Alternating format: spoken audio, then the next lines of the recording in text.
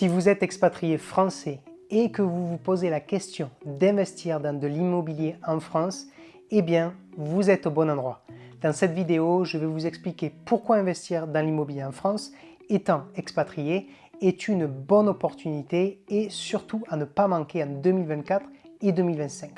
Et aussi, quels sont les avantages que vous avez étant expatrié comparé à un résident français. Si c'est la première fois que vous regardez une vidéo sur cette chaîne, je m'appelle Arnaud et je suis expatrié depuis plus de 7 ans et je suis également investisseur immobilier avec plus de 20 appartements en France. Cette vidéo est le début d'une série de vidéos sur l'investissement immobilier en France étant non résident. Sans plus attendre, c'est parti pour la vidéo. Alors pour commencer, il faut savoir que quand vous êtes non résident, il y a des spécificités à savoir en fonction de votre pays de résidence. Si vous êtes ressortissant de l'Union européenne, il n'y aura pas les mêmes conventions bilatérales et les mêmes implications que quand vous habitez aux États-Unis, par exemple, surtout au niveau fiscal. Donc avant de vous lancer, renseignez-vous bien pour ne pas faire d'erreurs et vous éviter de payer beaucoup plus d'impôts. Ou n'hésitez pas à vous abonner pour plus d'astuces pour les expatriés investisseurs. Alors pourquoi investir en immobilier étant expat est une opportunité à ne pas manquer?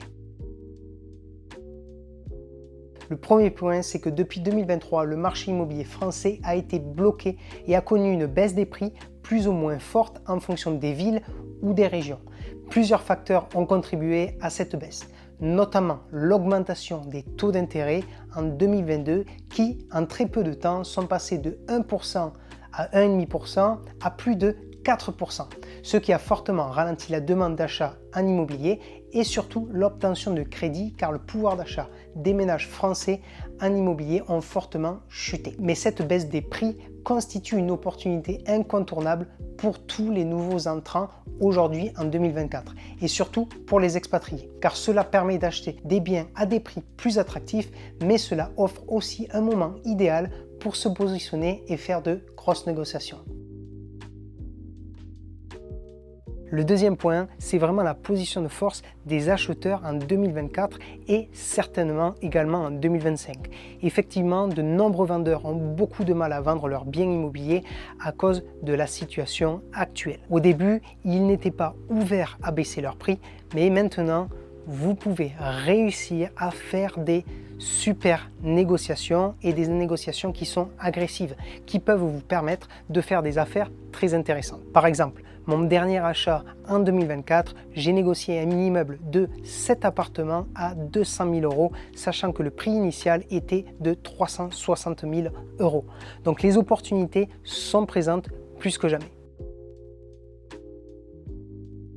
Alors si un jour vous entendez quelqu'un qui vous dit l'immobilier c'est trop risqué et surtout acheter en 2024 c'est une erreur, eh bien la seule chose que je peux vous dire c'est que cette personne ne connaît pas du tout l'immobilier et l'investissement. En France, il faut savoir que c'est un marché très tendu. Il y a un manque de logements quasiment partout. Prenez une ville comme Bordeaux, que je connais bien, vous mettez un bien à la location, vous vous faites bombarder d'appels car les étudiants n'arrivent pas à se loger. Donc je suis convaincu que l'immobilier est un des meilleurs investissements que vous pouvez faire. Les prix ne feront qu'augmenter sur le long terme, j'en suis convaincu. N'oubliez jamais que quand il y a un manque de logement en France, ça veut dire qu'il y a une opportunité pour les investisseurs et également pour les expatriés, ce qu'on va détailler juste après.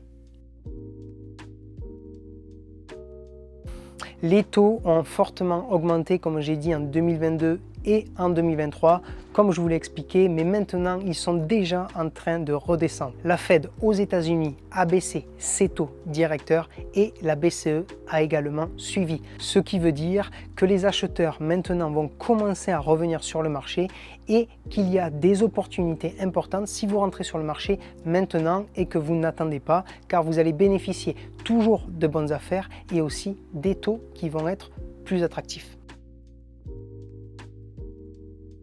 Et la dernière chose, c'est qu'en France, l'un des gros avantages du marché immobilier français et des crédits bancaires, ce sont les crédits bancaires à taux fixe. Contrairement à d'autres pays où les taux d'intérêt peuvent être variables, voire révisables à la hausse, la majorité des prêts en France sont à taux fixe. Cela signifie que l'emprunteur ne verra jamais ses coûts de crédit augmenter sur le long terme. Et la chose extraordinaire, c'est que vous pouvez renégocier vos taux à la baisse si les taux d'intérêt moyens baissent. Donc si vous avez un crédit bancaire par exemple de 4% et que 4 ans après les taux sont à 2%, vous allez pouvoir aller voir votre banquier et renégocier afin d'avoir vous aussi un nouveau taux à 2%. En plus de ça, la valeur de votre dette se dévalue car votre coût de crédit, comme j'ai dit, n'augmente pas, mais vos loyers vont toujours pouvoir être indexés à l'inflation tous les ans. Alors le point suivant, c'est les avantages d'investir en immobilier en France en étant expatrié. Alors le premier avantage incontournable pour les expatriés, c'est que vous pouvez en tant qu'expatrié vous faire financer un bien immobilier en France sans être résident. Ça c'est vraiment un gros avantage car si vous voulez vous faire financer un bien immobilier en Allemagne par exemple, étant non résident, c'est bien plus compliqué de se faire financer. Alors il y a des spécificités pour les expatriés qui sont souvent au niveau de l'apport personnel requis par les banques qui est en général en France aux alentours de 30%, mais avec les bonnes connaissances, ce n'est pas toujours le cas. Dans mon cas, par exemple, je n'ai jamais mis plus de 10% d'apport, donc c'est possible, croyez-moi. Alors l'avantage suivant, c'est que quand vous êtes expatrié, ne nous voilons pas la face, vous avez des revenus bien supérieurs en tant qu'expatrié que comparé à un résident français. Du fait de vos revenus supérieurs, vous rassurez plus facilement les banquiers en France qui sont prêts à vous suivre si vous épargnez et que vous avez une tenue de vos comptes qui sont acceptables. De plus, votre rémunération impactera aussi le calcul de votre taux d'endettement qui est de maximum de 35% en France. Donc plus votre rémunération est élevée, plus vous allez pouvoir emprunter et du coup plus votre pouvoir d'achat sur l'immobilier est élevé. Ce qui veut dire qu'en plus de ça, vous allez pouvoir rassurer un vendeur quand vous négociez sur l'obtention de votre crédit, ce qui vous permettra de négocier plus fortement et du coup de faire encore plus d'affaires qu'un résident français. Et le dernier avantage non négligeable pour les expatriés, c'est la fiscalité. On me pose souvent la question, si j'achète en France, est-ce que mes impôts vont être super élevés? Eh bien, moi je réponds souvent que si vous achetez le bon bien immobilier, vous pouvez ne jamais payer d'impôts en France. Mais en général, ce qu'il faut savoir, c'est qu'il y a des conventions bilatérales entre la France et de nombreux pays pour éviter la double imposition.